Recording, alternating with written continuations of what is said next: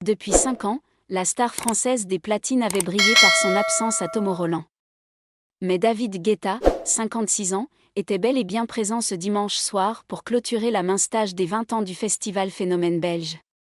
Et Laatste Nieuws dévoile la lutte financière qui l'opposait aux organisateurs. Après 2 éditions annulées en raison du Covid en 2020 et 2021, le célèbre DJ français avait marqué de son absence les Tomorrowland 2022 et 2023.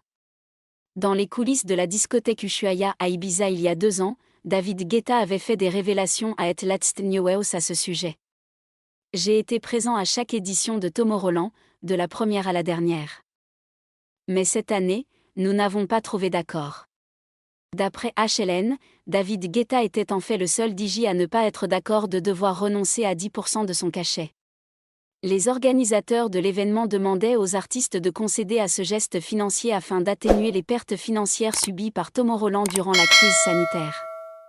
Mais, toujours selon le média flamand, le DJ français aurait toujours refusé de descendre en dessous de son cachet de base. Apparemment, ce désaccord financier est finalement devenu un accord cette année pour célébrer les 20 ans du célèbre festival électro-belge. David Guetta ayant signé son grand retour à Tomorrowland hier soir. « Je suis enfin de retour », écrivait-il sur Instagram juste avant sa prestation sur la main stage live.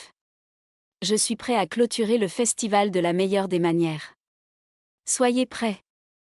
Le conflit financier entre David Guetta et Tomorrowland est un excellent exemple des défis auxquels les artistes et les organisateurs de festivals sont confrontés dans l'industrie musicale d'aujourd'hui. Mais lui et Tomorrowland ont trouvé des moyens de continuer à grandir et à atteindre leur propre succès. À l'avenir, peut-être que les 2 parties trouveront un terrain d'entente et que David Guetta brillera à nouveau sur la scène de Tomorrowland, apportant joie et enthousiasme à des millions de fans autour du monde.